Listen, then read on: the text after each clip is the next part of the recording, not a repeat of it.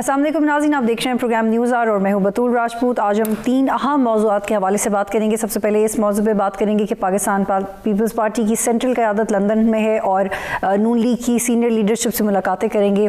क्या charter of democracy जैसी मज़ीद कोई पेशरफ्त हम देख सकेंगे? पीपल्स पार्टी का एक अहम हिस्सा आ चुका है कैबिनेट के अंदर, इसके बावजूद वो कौन सी ऐसी डिमांड है जो अब तक पूरी नहीं हुई, इस पर भी बात करेंगे। मफ्ता इस्माइल अपनी टीम के साथ IMF के रिप्रेजेंटेटिव से मुलाकातें करने गए। उनका ये कहना है कि पेट्रोलियम मसनूआत पे जो सब्सिडी है वो जारी रखने का इम्कान बहुत कम है, क्योंकि वो गवर्नमेंट ये अफोर्ड नहीं कर सकती और वो ये कोशिश करेंगे कि IMF का जो प्रोग्राम है वो बहाल कर दिया जाए। इसके साथ साथ आज की एक अहम खबर ये भी है कि एहसन इकबाल साहब ने अनाउंस किया कि वो चाहते हैं कि CPAC अथॉरिटी को एबॉलिश कर दिया जाए, इसको ख़त्म कर दिया जाए। और उनका एतराज़ इस पर है कि एक रिडंडेंट बॉडी थी, कुछ काम नहीं करी थी। और on the other hand 300 billion rupees Chinese के वापस करने हैं नॉन पेमेंट्स की वजह से। आपके 37% जो पावर प्लांट्स हैं वो रुके हुए हैं। इन मौज़ूआत पे आज के प्रोग्राम में मेरे साथ शकील अहमद रामे साहब मौजूद होंगे जो CPAC एक्सपर्ट हैं, आबिद सुलेरी इकोनॉमिस्ट मेरे साथ प्रोग्राम में मौजूद होंगे, माजिद निज़ामी सीनियर जर्नलिस्ट एनालिस्ट प्रोग्राम में ज्वाइन करेंगे। मुझे इस वक्त ज्वाइन किया है माजिद निज़ामी ने, जो कि एक सीनियर जर्नलिस्ट हैं और GOTV के लिए काम करते हैं। माजिद, मुझे बताइएगा कि पाकिस्तान पीपल्स पार्टी की सीनियर क़यादत, उनकी सेंट्रल क़यादत इस वक्त लंदन में है और ये मुलाकातें हो रही हैं। आप कोई COD 2 देख रहे हैं क्या? जी बहुत शुक्रिया। पीपल्स पार्टी के मौजूदा काबीना की तश्कील के हवाले से कुछ तहफ़्फ़ुज़ात हैं और इसके साथ साथ वो ये भी चाहते हैं कि गवर्नमेंट की वर्किंग के अंदर उन्हें प्रॉपर हिस्सा मिले। ये दो अहम मौज़ूआत हैं जिनकी वजह से उन्हें लंदन जाकर मियां नवाज शरीफ से मिल के कुछ चीज़ों को तय करना पड़ रहा है। उसके अंदर कुछ इत्तेहादी जमातों के मसाइल भी हैं जिनमें ANP है, मोहसिन दावड़ हैं और दूसरी जमातें हैं। तो उनकी काबीना में शमूलियत के ऊपर भी कुछ मुज़ाकरात का इम्कान है। और दूसरी तरफ शहबाज शरीफ साहब की जो टीम वर्किंग है उसके हवाले से भी उनकी कुछ ऑब्जर्वेशन है, मेरा ख्याल है वो डिस्कस करेंगे। आपकी क्या एक्सपेक्टेशन है कि मोहसिन दावर का वोट तो इन्होंने ले लिया, उनकी रिप्रेजेंटेशन भी कर ली, मुलाकातें भी कर ली, उनके साथ तस्वीरें भी खिंचवा ली, लेकिन अब उनके हिस्से में क्या आएगा? ये बड़ा एक अहम सवाल इसलिए भी है कि मोहसिन दावर के एक से ज़ायद दोस्त हैं। एक तो पाकिस्तान की रियासती कुछ लोगों को उनसे इख्तलाफात हैं, दूसरा ये कि मौलाना फजलुर रहमान और मोहसिन दावर फाटा में एक दूसरे के हरीफ हैं। और ये बड़ी दिलचस्प सूरत हाल है क्योंकि PDM में तो वो दोनों नज़रियाती तौर पे इकट्ठे भी हैं, मिलते भी रहते हैं, लेकिन ग्राउंड पे ये एक थोड़ा सा मुश्किल मसला है, ख़ासतौर पे फाटा की बेल्ट के अंदर। तो इसलिए आपने शायद इस चीज़ को नोट किया हो कि फाटा से JUIF ने एक वज़ीर मुफ्ती अब्दुल शकूर को भी इस काबीना में शामिल करवाया है। वो JUIF फाटा के अमीर हैं। तो मौलाना फजलुर रहमान ने इस चीज़ को बाकायदा तय किया है कि अगर मोहसिन दावर को नुमाइंदगी दी जाती है तो हमारे भी फाटा से लोगों को काबीना में लाया जाए ताकि हमारी और उनकी सियासत वहाँ पे बैलेंस रह सके। तो ये दो उनके इशूज़ हैं, एक तो सॉल्व हो गया मौलाना फजलुर रहमान वाला, और दूसरे के बारे में सुना ये है कि पीपल्स पार्टी के रहनुमा काफ़ी कोशिश कर रहे हैं कि वो इस मसले को हल करके उनको काबीना में शामिल करवा पाएँ। और अली वज़ीर का क्या करेंगे? मेरा ख्याल है कि अली वज़ीर का मामला तो अदालतों में ही चलेगा और उसके अलावा उन्हें वहीं से रिलीफ मिलने की उम्मीद है। जितने दिन वो यहाँ पे कौमी असम्बली में हैं वो मुलाकातें कर रहे हैं और सियासी रहनुमाओं ने उनके साथ इज़हार यकजहती भी किया है, लेकिन मेरा ख्याल है कि सियासी रहनुमा इससे ज़्यादा कुछ कर नहीं पाएंगे। उनका केस यकसर मुख्तलिफ है। अच्छा माजिद, जब ये मामला सारा अदम एतमाद के बाद शुरू हुआ और कैबिनेट बनने का प्रोसेस करीब था, तो ये ज़्यादा परसेप्शन थी कि मिनिस्ट्रियाँ बांटी जाएंगी, इत्तेहादियों को पहले राज़ी किया जाएगा, लेकिन अब हम ये देख रहे हैं कि 2 पार्टीज़ हैं जिनके हिस्से में ज़्यादा मिनिस्ट्रीज़ हैं। अब कोई ये तो नहीं कहेगा कि हमें क्यों नहीं दिया, लेकिन जो उनकी जद्दोजहद है इस पूरे 1-1.5 साल में इनके साथ, उसके मुकाबले में तो उनके हिस्से में बहुत कम है। और अब मज़ीद पाकिस्तान पीपल्स पार्टी डिमांड कर रही है, तो how do you see that? जी ये एक बड़ा इंटरेस्टिंग मरहला है। यहाँ पे मेरा ख्याल है सीट्स की बजाय उनके सियासी किरदार को सामने रखते हुए वजारतें दी जा रही हैं और इसीलिए काबीना की जो काबीना के मामलात हैं उनको तय करने में इसलिए देर हो गई क्योंकि सब जमातें ये चाहती हैं कि उन्हें ज़्यादा से ज़्यादा हिस्सा मिले। JUIF की अगर हम बात करें तो वहाँ पे एक डिप्टी स्पीकर और 4 वज़रा उनके पास हैं और ये वो सारे नए नाम हैं। उन्होंने अपनी तजर्बाकार टीम को पीछे रखते हुए नए लोगों को मौका दिया है। इसी तरह पार्टी के वज़रा फहरिस्त पर नज़र डालें तो उन्होंने भी अपने काफ़ी नए नामों को मौका दिया है। वो चाहते हैं कि इस कैबिनेट के अंदर वो अपने नए लोग लेकर आएँ। इस कैबिनेट में कुछ हमने ये देखा है कि अब मुस्लिम लीग काफ से चौधरी साकिब हुसैन को भी पेशकश की जाती है कि उन्हें भी जी जी जी can you hear me Majid? मेरा ख्याल है कि ये सीटों की बजाय इन ऐसी कारकर्दगी के हवाले से चीज़ें तय की जा रही हैं और सब सियासी बातें चाहती हैं चाहिए। तो ठीक है माजिद, मुझे ये बताइएगा कि ये जो ये एक बड़ा इत्तेहाद इन्होंने बनाया है, इसमें एक दूसरे को मुतमईन रखना कितना बड़ा चैलेंज है। और अब जब तक पीडीएम थी जब तक इकट्ठे काम कर रहे थे तो बहुत सारे जामिन थे, मौलाना फजल रहमान भी जामिन थे, आसिफ अली जरदारी भी जामिन थे, लेकिन अब इस इत्तेहाद को कायम रखने का जामिन कौन है कैबिनेट बनने के बाद? मेरा ये ख्याल है कि हमें इस मामले पे बात करने के लिए माजी पे नज़र डालनी ये जो चार्टर ऑफ डेमोक्रेसी है और उसके बाद 2008 में मोहतरमा बेनज़ीर भुट्टो की वफ़ात के बाद जो हुकूमत वजूद में आई तो उसके अंदर भी आगाज़ के अंदर यही दोस्तियाँ और भाईचारे देखने को मिले, जिसमें मुस्लिम लीग नून और पीपल्स पार्टी दोनों ने मिल के काबीना तश्कील दी। लेकिन कुछ ही अरसे में 6 से 8 माह के अंदर ये इख्तलाफात सामने आना शुरू हो गए। उसकी वजह यह है कि ये सब सियासी जमातें अपने अपने वोट बैंक के साथ असम्बली में आई हैं और इनका ये एक आर्जी इत्तेहाद है। तो इसलिए हमें ये तवक्को भी नहीं रखनी चाहिए कि शायद ये लंबे अरसे तक चलेंगे, क्योंकि अगले इलेक्शन में भी इन्होंने अपने इंतखाबी निशान पे और अपने मंशूर पे इलेक्शन लड़ना है। ये एक आर्जी सा सेटअप है और मेरा ये ख्याल है कि इसको इसी तरह ही देखना चाहिए और इसके अंदर इख्तलाफात मेरा ख्याल है कि बड़े नॉर्मल हैं। उसकी वजह यह है कि अभी अगर हम वजारत खारजा की तकसीम के बारे में भी देखें तो ये बड़ा कम होता है कि आप एक ही मिनिस्ट्री के अंदर 2 वज़रा एक पार्टी से शामिल करें, जैसा कि लग रहा है। और उसके अंदर जब शहबाज शरीफ ने अपनी तरफ से तारिक फातमी को शामिल किया तो उनको ये फैसला वापस लेना पड़ा। तो मेरा ख्याल है कि हमें ये तवक्को नहीं करनी चाहिए कि यहाँ पे वो बहुत ज़्यादा भाईचारा या दोस्ती हमें देखने को मिलेगी। ये सब लोग एक मकसद की वजह से इकट्ठे हुए थे और अब वो मकसद पूरा हो गया तो ये बड़ा मुश्किल है कि ये साथ चल पाएंगे। देखना ये है कि शहबाज शरीफ साहब अब कितनी देर इनको लेके चल सकते हैं, सिर्फ सवाल ये है। अच्छा, कुछ इंटरेस्टिंग अपॉइंटमेंट्स भी हैं, उनके बारे में बताइएगा। Kadar Patel as health minister, ये भी जमहूरियत का हुस्न है? देखें, इसके ऊपर मुतज़ाद आराम की वबा के बाद मेरे ख्याल में इस तरह की अपॉइंटमेंट करने से पहले इन्हें सोचना चाहिए था। लेकिन दूसरी तरफ एक और मौक़िफ़ भी मौजूद है कि वो चूँकि अपने हल्के से हज़ारों की तादाद में वोट लेके आए हैं, तो इसलिए चूँकि जमहूरियत के अंदर हल्के के वोट और हल्के से जीत के आना ये मायार है, तो इस बुनियादी मायार पे वो शाज़िया मरी साहिबा और इस तरह के बाकी लोग पूरा उतरते हैं, तो इसलिए उन्हें बतौर अवामी नुमाइंदा मौका देना चाहिए। लेकिन मेरा ज़ाती ख्याल ये है कि इस तरह की वजारतों के हवाले से काफ़ी सोच विचार करके जो मौजू अफराद हैं उनको मौका मिलना चाहिए ताकि तनकीद का मौका कम से कम मिल सके। तारिक फातमी को भी मामले ख़ुसूसी बराए ख़ारजा अमूर का अहदा दिया, फिर नोटिफिकेशन भी दिया, फिर वापस ले लिया, फिर इंसानी हकूक़ की वजारत के लिए एहसान मज़ारी का नाम आया, फिर वो तब्दील हो गए। तो ये इतनी जल्दी चेंजेस ला रहे हैं, ये लोग डिसाइसिव नहीं है, इन्हें क्लियर नहीं है कि उन्होंने क्या करना है। जी, असल में ये वही मसाइल सामने आ रहे हैं जो इत्तेहादी जमातों में बड़े नेचुरल होते हैं, क्योंकि जब काबीना हलफ उठा रही होती तो उसके बाद कुछ फैसले जल्दी में भी किए जाते हैं। इसी तरह ये देखने में आ रहा है कि जितनी वजारतों के मसले हुए हैं इनके अंदर इत्तेहादी जमातों के मसाइल की बुनियाद पे ये सारे मसले सामने आए हैं और जब तक वो मसले हल नहीं होंगे तो इस तरह के छोटे छोटे इख्तलाफात सामने आते रहेंगे। वजारतों की तब्दीली तो खैर एक मामूली कदम है, ये हर हुकूमत जब बनती है तो उसके बाद कोई एक आध वज़ीर ऊपर नीचे किया जाता है, कोई महकमों की तब्दीली की जाती है। लेकिन अगर इससे ज़्यादा ये मामला चलना शुरू हो जाए तो उससे ये साबित होता है कि हुकूमत डिस्टेबलाइजेशन की तरफ जा रही है और इत्तेहादी हुकूमत पर एतबार नहीं कर रहे।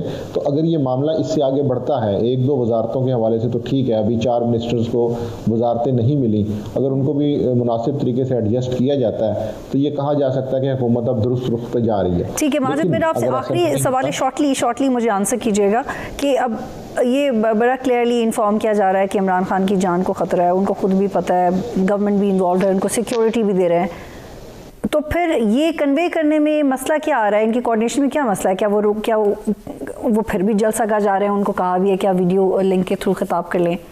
इसमें ईगो ज़्यादा आ रही है? पहले भी हमारे मुल्क में ऐसे इंसिडेंट्स हो चुके हैं। What is the serious solution to this? देखिए, मेरा ख्याल है इस तरह के जितने भी थ्रेट्स हैं उनको सीरियस लेना चाहिए, क्योंकि अपोजिशन में और हुकूमत में अदम एतमाद की और इख्तलाफ की एक फ़िज़ा मौजूद है। उसकी वजह से एक दूसरे पे एतमाद नहीं किया जा रहा। लेकिन माजी में हमारे सामने ऐसी मिसालें मौजूद हैं कि सियासी रहनुमाओं को निशाना बनाया गया और इसे सियासी गफलत से ताबीर नहीं करना चाहिए। तो मेरा ये ख्याल है कि दोनों अतराफ़ को मिल बैठ के इस चीज़ का हल निकालना चाहिए और तमाम सियासी रहनुमाओं की जान की हिफाजत की जिम्मेदारी रियासत की है। ठीक है, बहुत शुक्रिया माजिद निज़ामी साहब मुझे प्रोग्राम में ज्वाइन कर रहे थे।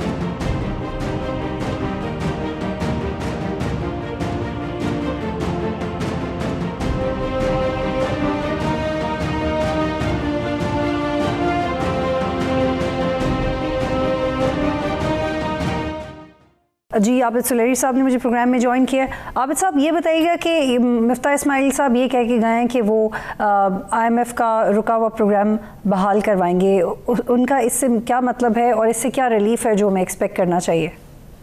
देखिए, बहाल कराने से मतलब ये है कि पाकिस्तान ऑलरेडी एक IMF प्रोग्राम में है जिसकी कुछ किस्तें मिल गई थी। 6 अरब का टोटल प्रोग्राम था जिसमें से $3 अरब अभी तक मिले हैं। उसकी हर क्वार्टर पे एक रिव्यू होता है और उस रिव्यू में देखा जाता है कि पाकिस्तान ने जब प्रोग्राम में ज्वाइन किया था जो शराइत थी उस पर से किस पे अमल दरामद हुआ, किस पे नहीं हुआ।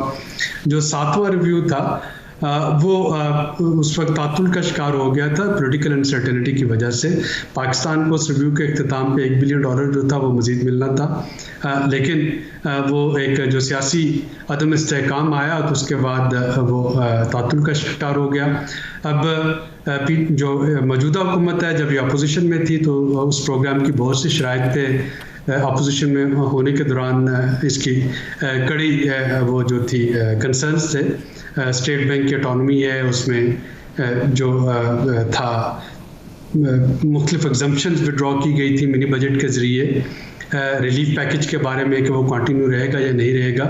तो मिफ्ता इस्माइल साहब बतौर हुकूमत अब वो बातचीत कर रहे होंगे और IMF को एश्योरेंस दिलवा रहे होंगे कि मौजूदा हुकूमत को स्टेट बैंक ऑटोनॉमी से कोई वो रोल बैक नहीं करेगी, वो जो एग्जम्पशंस वापस ली गई थी उनको दोबारा से बहाल नहीं करेगी, रिलीफ पैकेज जो है उसको रोल बैक करना होगा। तो इस तरह की कुछ शराइत होंगी जो कि मानना पड़ेंगी और उसके बाद फिर IMF जो है वो अपना $1 बिलियन भी देगा और अपना लेटर ऑफ कंफर्ट भी देगा, जिसके ज़रिए पाकिस्तान फिर बाकी के जो हैं लैंडर्स उनके साथ अपने मामला तय कर पाए। आबिद साहब, ये भी बताइएगा कि जो सब्सिडीज़ का मामला है कि इनको मज़ीद रिटेन नहीं किया जा सकता IMF से वापस आने के बाद, अभी तक तो समरी रुकी हुई है, लेकिन होना क्या चाहिए?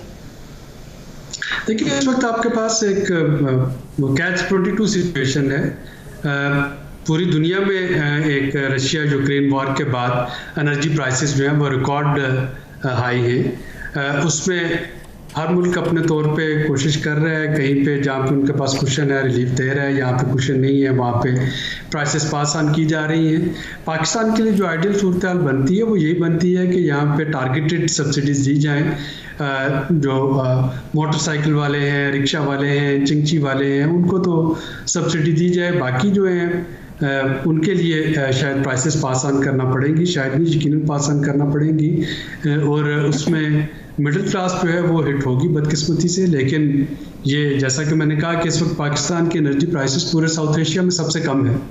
हम अनरियलिस्टिक प्राइसेस हैं पाकिस्तान की।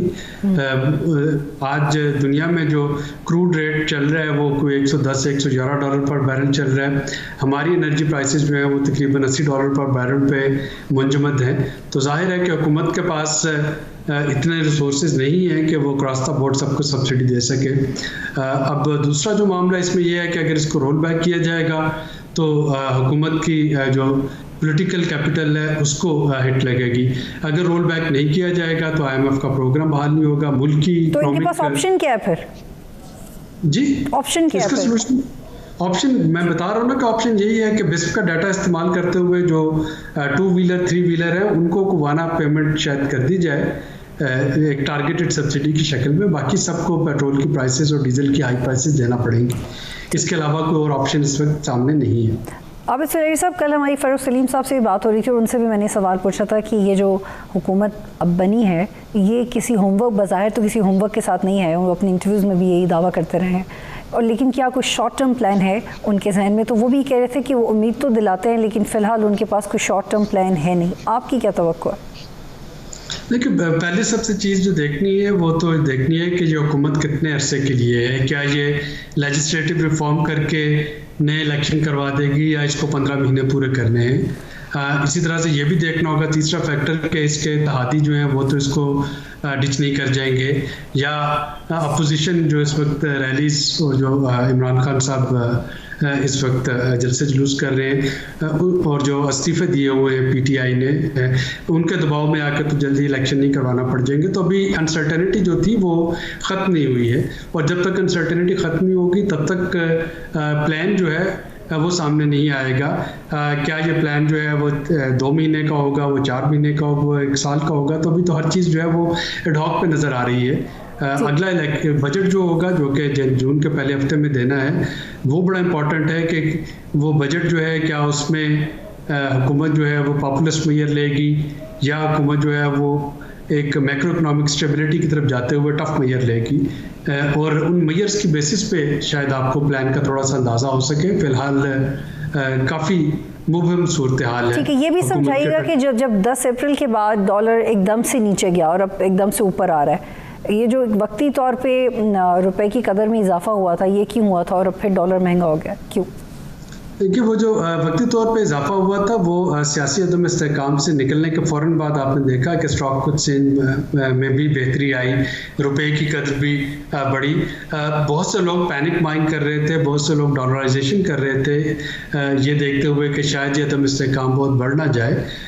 और जो ही एक हुकूमत आ गई तो उन्होंने अपने डॉलर्स जो थे वो सेल करना शुरू कर दिए, उन्होंने नए डॉलर बाई करना बंद कर दिए, और हमने देखा कि थोड़ी देर के लिए रुपए की कीमत जो थी वो मुस्तहकम हुई। अब दोबारा जो उस पर प्रेशर पड़ रहा है, वो प्रेशर इसी वजह से पड़ रहा है कि जैसा मैंने कहा कि अभी आपका अदम इस्तेहकाम जो था, अदम यकीनी इस्तेहकाम तो आ गया, लेकिन जो गैर यकीनी सूरत हाल है वो भी ख़त्म नहीं हुई है। हमें नहीं पता कि हुकूमत कितने अरसे के लिए आई है। अभी IMF के साथ आपके मुज़ाकरात दोबारा बहाल नहीं हुए हैं। पंजाब जो कि सबसे बड़ा सूबा है, 1 अप्रैल से अभी तक वहाँ पे बगैर एक नॉन फंक्शनल हुकूमत है, वहाँ पे कोई हुकूमत नहीं है। कल से पहले वफाक में कोई काबीना जो थी वो मौजूद नहीं थी। तो ये सारी चीज़ें जो है वो उस गैर यकीनी सूरत हाल में मुतवातर इजाफा किए जा रहे हैं, जिसकी वजह से रुपए पे प्रेशर आ रहा है। जो ऑयल कंपनीज हैं अब उन्होंने भी डॉलर बाई किए हैं अपनी पेमेंट्स करने के लिए, उसकी वजह से भी डॉलर पे जो थी उसकी मांग उसमें इजाफा हुआ। करंट अकाउंट डेफिसिट जो है, जो कि मेनली एनर्जी पे है, उसको पूरा करने के लिए भी आपको डॉलर्स चाहिए होते हैं। तो ये सारी चीज़ें जो है जो इस वक्त डॉलर में की मांग बढ़ा रहे हैं, उसकी तलब में इजाफा हो रहा है और रुपए की कदर जो है उस पर प्रेशर आ रहा है। आबिद साहब, ये भी बताइएगा कि जब इमरान खान की गवर्नमेंट शुरू हुई, ख़त्म हुई, तो ये कहा गया कि रोशन डिजिटल अकाउंट से पैसे निकले, तो आप समझते हैं कि इसमें सच्चाई है? नहीं, ऐसा कुछ नहीं हुआ था। रोशन डिजिटल अकाउंट के पैसे अपनी जगह बरकरार थे स्टेट बैंक में, और मेरा नहीं ख्याल कि उसमें कोई कमी आई है। ठीक है, मैं आपकी मौजूदगी का फ़ायदा उठाते हुए मैं CPEC के हवाले से भी बात करना चाह रही हूँ। आप शॉर्टली बताइएगा कि इन्होंने वाइंड अप की है अथॉरिटी, इसको अबॉलिश करने की बात कर रहे हैं, इट्स अ गुड डिसीजन या एक ऐसा डिसीजन है जो पहले ही ले लेना चाहिए था? देखिए, ये अगर हम PMLN के पहले दौरे हुकूमत को देखें तो उसमें CPEC के सारे मामलात प्लानिंग कमीशन के ज़रिए हल किए जा रहे थे, वहाँ पे डील हो रहे थे। उसके बाद हमने देखा कि एक CPEC अथॉरिटी का क्या अमल में आया, जिसका ऑर्डिनेंस जो है वो लैप्स हो गया, फिर दोबारा एक सीपैक पे SAPM जो थे उनको तयन किया गया। तो अब अगर एहसन इकबाल साहब कंफर्टेबल हैं सीपैक के मामला को खुद तय करने में, और जो कि वो पहले कर भी चुके हैं अपने पहले दौरे हुकूमत में, तो गालबन ये बेहतर है कि एक ही जगह पे वो सेंट्रलाइज रहे और एहसन इकबाल उसको डेडिकेटेड देख रहे हो प्लानिंग कमीशन। ठीक है, बहुत शुक्रिया आप लुत्फ़ुल्लाह साहब हमें ज्वाइन करे थे माहिर माशरात। नाज़रीन यहाँ पे एक ब्रेक लेते हैं, फिर वापस आते हैं।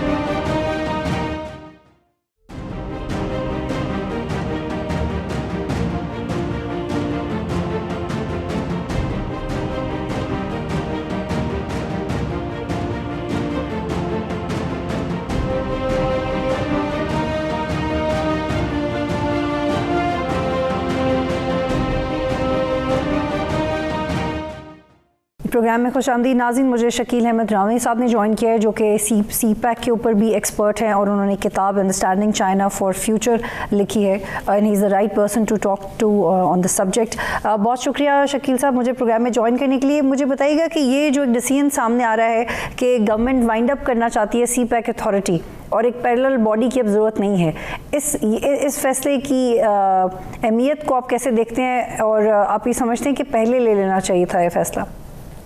नहीं, मेरा नहीं ख्याल करता कि ये फैसला लेना चाहिए था। हमें एक डेडिकेटेड बॉडी की जरूरत है। मैं हमेशा एडवोकेट किया है कि हमें एक स्ट्रॉन्ग सीपैक अथॉरिटी की जरूरत है, क्योंकि अब देखें ना कि जो इससे रिलेटेड काम है उसका स्पेक्ट्रम है वो बहुत बड़ा है।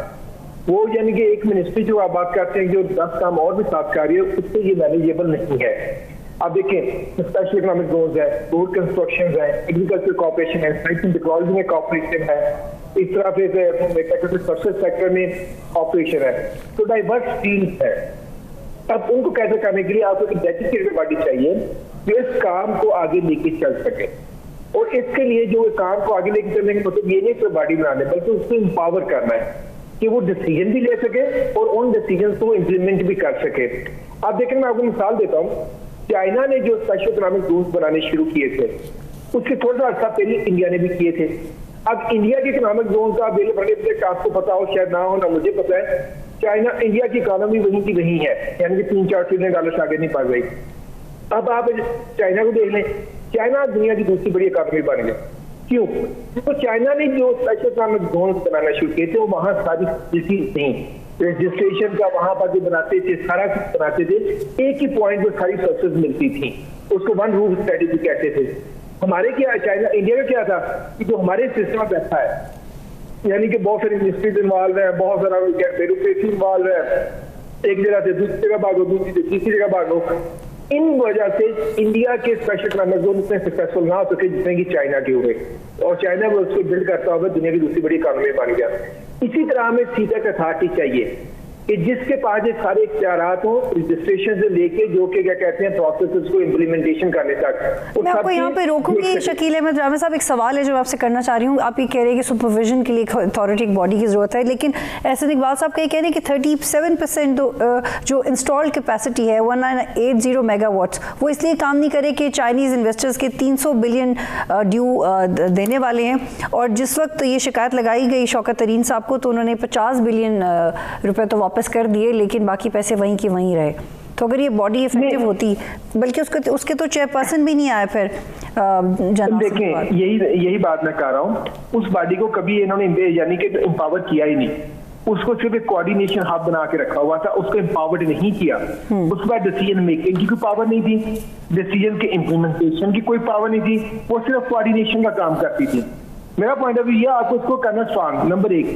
नंबर 2, जो आप जब सर्कुलर डेट की बात कर रही है जो चाइनीज कंपनी को पे करना था, वो इंटायरली डिफरेंट सब्जेक्ट है, वो इसके परव्यू में नहीं आता था, वो मिनिस्ट्री ऑफ एनर्जी में आ रहा था, जब फाइनेंस के थले नीचे आता है। अब आज इस बात तो मैं कह रहा हूँ, अब जब अथॉरिटी को एक जब कंसंट्रेट करेंगे, एम्पावर करेंगे तो आपको रिजल्ट मिलेगा। जब आप उसको देश से नहीं देखे ना, आप अगर रजिस्ट्रेशन करनी है, हमारा एक फेडरल बोर्ड ऑफ रेवेन्यू है, फेडरल बोर्ड ऑफ इन्वेस्टमेंट है, तो इसका एक डिस्ट्रिक्ट जो कि प्रोविंसेस हैं उनके अपने बोर्ड हैं, इसी तरह जो आगे फिर डिस्ट्रिक्ट लेवल पे जाके। लेकिन इस पे एतराज ये किया गया नून लीग की तरफ से भी कि इसमें ये पैरेलल बॉडी है, इसमें फिर बैलेंस ऑफ पावर खराब हो रहा है, ये सही नहीं। देखिए ना, इसको बैलेंस, देखिए इसको मैं कहता हूँ इसको इम्पावर्ड होना चाहिए, इसको बेशक बैलेंस, इसको जान के पैरेलल पार्टी नहीं है। अब देखिए जो सारे काम है, अगर कभी इन्वेस्टर आता है, मैं आपको एक मिसाल देता हूँ, वो लगाना चाहता है, एक प्लांट लगाना चाहता है, इंडस्ट्री लगाना चाहता है, पहले वो मिनिस्टर ऑफ इंडस्ट्री जाएगा, मिनिस्टर ऑफ कॉमर्स जाएगा, बोर्ड ऑफ इन्वेस्टमेंट जाएगा, फिर फाइनेंशियल इश्यूज होंगे, फिर FBS जाएगा, फिर डिस्ट्रिक्ट लेवल पे जाके वो अपनी क्या कहते हैं कि सर्विसेज लेगा, मतलब बिजली, पानी, इस गैस, इन चीजों का कनेक्शन लेने की बात करेगा। अब इतनी भागम दौड़ करनी पड़ती, कौन इतनी कौन इतनी ज्यादा तकलीफ बर्दाश्त करता है। इन्वेस्टर्स को पूरी दुनिया में अवेलेबल है उनको अपॉर्चुनिटी, ये तो नहीं है कि सिर्फ पाकिस्तान में स्पेशल इकोनॉमिक जोन है और इस तरह नहीं करता। मैं इसलिए कहता हूँ कि आप एक बॉडी बनाएं जिस सारे फंक्शन वहां प्रोवाइड करें, और सीबैक के साथ ही उसके लिए एक बेहतरीन जगह थी जिसको प्रोवाइड किया जा सकता था। अब मुझे नहीं समझ आती गवर्नमेंट को क्यों बंद करना चाहती। अच्छा, मुझे ये बताएं कि अब तो ये फैसला तकरीबन हो चुका है और इसमें कोई तब्दीली मुतवक्के नहीं है, तो अगर जब ये मटीरियलाइज हो जाएगा तो फिर क्या होगा चैलेंज सीपैक को एज अ प्रोजेक्ट लेके? अब देखें, ये तो अब जब ये इसको करेंगे तो पता चला कि उससे पहले भी ये मसाइल थे कि कोऑर्डिनेशन के मसाइल थे, चाइनीज इन्वेस्टर पाकिस्तान आ रहे थे और मुख्तलिफ इंस्टीट्यूशन के साथ उनका कोऑर्डिनेशन नहीं हो पा रहा था। इस सीपैक अथॉरिटी ने उसको क्या कहते हैं कि ओवरकम करने की कोशिश की थी। अब दोबारा देखते हैं यानी कि PMLN इसको कैसे मैनेज करती है, कि जो कोऑर्डिनेशन के गैप थे वो कैसे पूरे होते हैं। अभी मैं देखिए ना, लास्ट टाइम जब PMLN पावर में थी तो इन्होंने फारूक हफाज साहब थे, वो सारी चीजों को देख रहे थे PM आपस से बैठ के, इसलिए शायद वो कोऑर्डिनेशन के मसाइल इतने नहीं थे, जायजा की चीजें नहीं थी, मगर फिर भी वक्त के साथ साथ वो इश्यूज उभर रहे थे। अब हमें देखना पड़ेगा कि ऐसे इकबाल साहब के साथ अब कौन देखता है, क्या फिर अभी जो प्रिंसिपल सेक्रेटरी टू PM है वही इन चीजों को देखेंगे, ये हमें देखना पड़ेगा। अच्छा, ये प्रोजेक्ट स्पेशल इकोनॉमिक जोन्स का प्रोजेक्ट 2020 तक मुकम्मल हो जाना चाहिए था, लेकिन पिछले 4 साल में इस स्पीड से काम नहीं हुआ तो ये हदफ पूरा नहीं हो सका। लेकिन अब आप क्या देख रहे हैं? देखिए, जब ये जो स्पेशल इकोनॉमिक जोन्स है ना, इनकी जो तैयारी है सारा कुछ, ये PMLN के जो पहला दौर उसमें स्टार्ट हो जानी चाहिए थी। अनफॉर्चुनेटली उस वक्त जो हुआ ये था, इसमें यानी पहले तो एलोकेशन नहीं हो रही थी रिसोर्सेज की, जब एलोकेशन हुई तो उसकी स्पेंडिंग नहीं हो रही थी। जब यानी कि PTI की गवर्नमेंट आई, जब स्पेशली ये जनरल आसिम सिंह बाजवा साहब का दौर था, उसमें आके उन्होंने इस काम को तेज किया, स्पेंडिंग में इंक्लूड करना शुरू की। अब अभी देख लें यानी कि वो 1-1.5 साल जो थे जनरल बाजवा साहब इसमें रहे हैं, आप उसके नजर आता है स्पेशल इकोनॉमिक जोन का इनॉग्रेशन हो रहा है, उनकी चीजें हो रही हैं, उनके जाने के बाद फिर ये चीजें ढीली पड़ गई। अब हमें वो एक्टिविटी नजर नहीं आ रही। लेकिन स्पेशल इकोनॉमिक जोन का ये मतलब नहीं होता कि आप एक बाउंड्री लगा दी है, उसका मतलब ये होता है आपने इंडस्ट्री के लिए जितनी रिक्वायर्ड सर्विसेज है हमें प्रोवाइड करनी है, जिसमें रोड है, रोड कनेक्टिविटी है, बिजली है, गैस है, पानी है, टेलीफोन है, कम्युनिकेशन है, इंस्ट्रूमेंट, नंबर ऑफ थिंग्स आपने उसको प्रोवाइड करना होता है। अब हमें जो क्या कहते हैं कि आप देखते हैं कि नून लीग इसको अब कैसे लेके चलती है, नून लीग नहीं कहेंगे, PDM की जो गवर्नमेंट है इसको ये कैसे लेके चलती है, क्या वो इसको जंगी बुनियादों पे इस पे इन्वेस्टमेंट करके उसको इस काबिल बनाती है कि वहां पर इंडस्ट्री आ सके, अभी तक वैसे ही चलेगा। नंबर 1। नंबर 2, अभी तक हमारी स्पेशल इकोनॉमिक जोन की पॉलिसी नहीं है। हमें एक स्पेशल इकोनॉमिक जोन की पॉलिसी बनाने की जरूरत है। अभी ऑर्डिनेंस जो 2011-12 में आया था वही चल रहा है, और वो भी तब आया था जब स्पेशल इकोनॉमिक जोन नहीं आए थे सीपैक के अंदर। तो अब हमें एक नई ले जाने की स्पेशलाइज्ड पॉलिसी की जरूरत है कि जो कि सीपैक के अंदर जो कि स्पेशल इकोनॉमिक जोन है उसको फोकस रख के बनाई जाए। ठीक है शकील साहब, जो PTI की गवर्नमेंट की पॉलिसी सी टैक्सेशन पॉलिसीज़ और ये रिपोर्ट किया गया कि जो चाइनीज़ के साथ कमिटमेंट्स थी उनको वायलेट किया गया, और सेल्स टैक्स एग्जम्पशन रिपोर्ट्स के ऊपर, इंपोर्ट्स के ऊपर, ये इसकी वजह से प्रोजेक्ट्स बहुत ज़्यादा डिले हुए। अब क्या ये नून लीग की गवर्नमेंट या ये जो मखलूत गवर्नमेंट है ये इसको भी रिव्यू करेगी, इस हवाले से भी चेंज लाएगी? देखिए, वो तो जो सारा कुछ जो हुआ था ना वो IMF के प्रेशर के अंदर हुआ था, और मेरा नहीं ख्याल कहता कि जो कि IMF का प्रेशर है कि वो ईज होगा, और IMF जो है कि इसको भी प्रेशर करेगी इस गवर्नमेंट को भी कि आप उसको सस्टेन करें। और हो सकता है, बस आप तो देखना, पहले तो सिर्फ वरना स्टेट बैंक का, IMF का, तो अब तो हमारे जो वजीर खजाना है वो भी मेरा ख्याल जाता है, वो मैं सुन रहा था कि वो भी एक्स एम्प्लॉई है IMF के। हमें देखना पड़ेगा कि अब वो उसमें कैसे रिलैक्सेशन लेते हैं, क्योंकि ये उन्होंने जब हमें अभी किस तरह की पैसे चाहिए उसको निकालने के लिए हमें उनके साथ एग्रीमेंट है जिसको उसकी रिक्वायरमेंट फुलफिल करनी पड़ेगी, तो फिर ये वो चीजें होंगी। अब देखिए, इन्हीं चीजों में नजर रखते हुए हमें कुछ पॉलिसी, जो मैं कहता हूँ CPEC के लिए अलग से डिवाइस करनी पड़ेंगी, ये हमारी लाइफ लाइन है। लेकिन शकील साहब, ये आखिरी सवाल है आपसे कि चाइनीज की नाराजगी, उनकी सिक्योरिटी से लेके उनकी नॉन पेमेंट्स तक, इसको कैसे करेंगे? देखें, वो चाइनी की तो नाराजगी लफ्ज बहुत स्ट्रांग है, ये गलत लफ्ज है जो कभी इस्तेमाल करते हैं, बस मगर एक चीज आती है, इन्वेस्टर वो चाहते हैं कि उनकी यानी कि इन्वेस्टमेंट पे जो उनका रिटर्न मिले, जो हम उनके साथ कमिट किया हुआ है, वो हमें ईज भी करते रहते हैं, हमें स्पेस भी देते रहते हैं। तो अच्छा थोड़ा डिले कर दिया, अभी जो हमने बहुत सी चीजों में से लिया भी हुआ है, मगर देखें जो उन कंपनियों ने जो पीछे से इन्वेस्टमेंट करने आ रही है, दो चीजें हैं, एक गवर्नमेंट टू गवर्नमेंट है, एक जो कि प्राइवेट सेक्टर की इन्वेस्टमेंट है। जो प्राइवेट सेक्टर की उनकी इन्वेस्टमेंट है पाकिस्तान में, वो भी कर्जे लेके इस तरह अपना फाइनेंशियल इकट्ठा करके आए हैं। उन्होंने रीपेमेंट का उनके भी शेड्यूल है उनकी बैंक को, अब उनको उनकी गवर्नमेंट कब तक बेल आउट कर सकती है, ये भी एक क्वेश्चन मार्क है ना। हमें अपने काम को पूरा करके उनके साथ उस मुताबिक चलना पड़ेगा। अब हमने जो कमिटमेंट की है वो पूरी नहीं किए करेंगे तो जारी बार उनके इश्यूज होंगे ना, क्योंकि उन्हें अपने बैंक को जाके पीछे पैसे वापस करने हैं, और वो प्राइवेट सेक्टर के लोग हैं, वो गवर्नमेंट के नहीं है। तो इसलिए यानी कि दूसरी बात यह है कि हमें अपने थोड़ा सा हाथ हिलाने की आदत डालनी चाहिए। हम क्यों हर वक्त बीच की तरफ देखते रहते हैं? ठीक है, बहुत शुक्रिया शकील अहमद रामी साहब हमें प्रोग्राम में ज्वाइन कर रहे थे। और CPEC के हवाले से एक अहम डिसीजन सामने आया कि CPEC अथॉरिटी जिसके चेयरमैन को माजी में भी एक कंट्रोवर्शियल रिपोर्ट के बाद एक स्टेप ये सामने आया कि उन्होंने रिज़ाइन किया, और उसके बाद ना वो चेयरमैन लगाए गए, एक रिडंडेंट बॉडी थी और इवेंचुअली अब उसको एबॉलिश करने की बात हो रही है। नाज़रीन, प्रोग्राम देखने का शुक्रिया, अल्लाह हाफ़िज़।